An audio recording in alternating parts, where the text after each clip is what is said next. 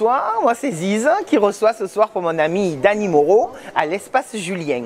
On va passer une soirée formidable. Danny Moreau, c'est l'imitateur inclassable qui va nous faire mourir de rire. Alors ça se remplit là, hein, et on va faire une soirée de folie à l'espace Julien.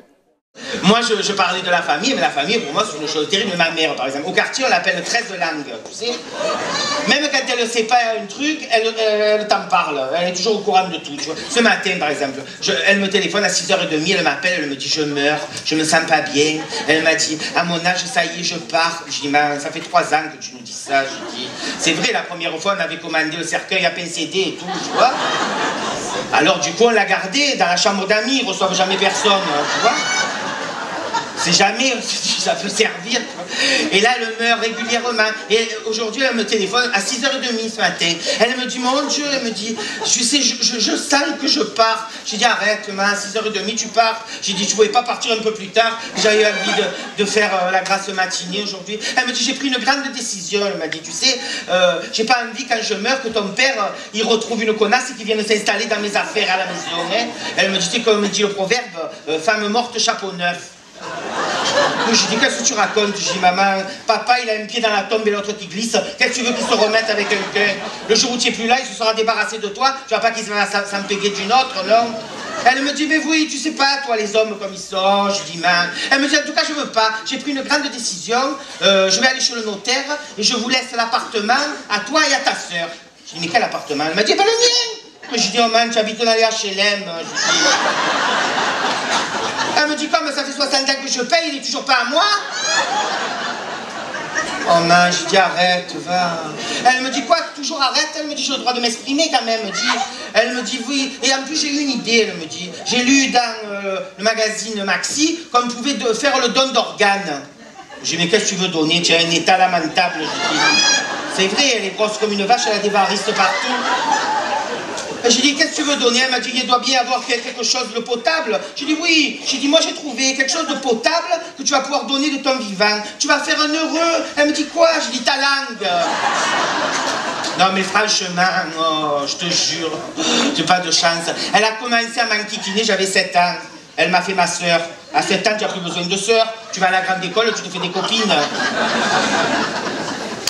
Un jour, je sors de l'école, ma grand-mère, elle était là, elle me dit, Ziz, viens vite, je t'ai acheté une belle robe, je te faire les couettes et tout. Elle me dit, on va à la clinique, ta mère, elle vient d'accoucher. Oh putain, j'ai cru mourir. On arrive dans une chambre blanche, sur un lit blanc, gisait un corps blanc, ma mère. Je l'avais pas reconnu sur le coup, tu vois. J'ai dit, oh man, tu n'as pas l'air bien. Elle me dit, comment tu veux que j'ai l'air bien? On dirait que j'ai le tramway qui m'est sorti d'entre les cuisses. Elle me dit, en plus, tu sais, hein, j'ai les aliboffis à l'envers, elle me dit, hein, parce que tu vas voir tout ça pour ça, si tu vois la tronche qu'elle a, cette minotte. Je dis, mais comment ça se fait? Elle me dit, parce qu'avec ton père, quand on l'a fait, il avait les oreillons. L'infirmière, elle arrive, vilaine, la petite, elle est vilaine. Oh, je dis à ma mère, on n'a qu'à dire qu'on s'est trompé, qu'on la veut pas, on la rend, hein. Elle me dit non, elle me dit, tu sais, une fois qu'on l'a, un bébé, on se le garde, on se l'empègue. Elle me dit, celle-là, on va se l'empéguer longtemps, il n'y a personne qui va la vouloir. Hein.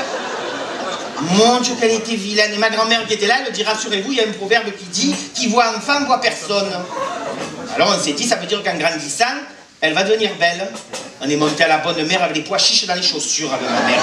Ah oui, on avait vidé les boîtes en bas des escaliers, et on a tout écrasé quand on est arrivé en haut. J'avais niqué mes chaussures neuves et tout, tu vois. Et l'autre, elle est devenue de plus en plus vilaine. Moi, plus je suis devenue belle, épanouie. Oh, et même Miss Marseille, hein, 74, oh. Pas que c'est rien, ça. Et rien de refait, tout est naturel, moi, hein. Eh non, parce qu'il y en a maintenant, elles se font tirer. Je ne suis jamais fait tirer, moi. Hein. Non, mais je parle du visage. Hein. Alors... non, mais, hein, peu cher. Plus moi je devenais belle, et plus elle s'est empêtrée dans une laideur terrible. Elle avait rien à faire. Poilu, mais poilu. Oh, on a vécu des années avec des Miss Roussos à la maison. Ah, un jour, j'ai dit à ma mère, il faut qu'on l'épile.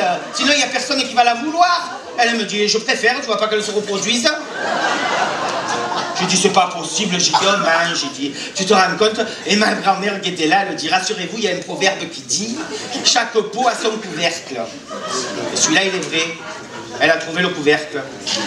Mon beau-frère, Robert, représentant chez 51.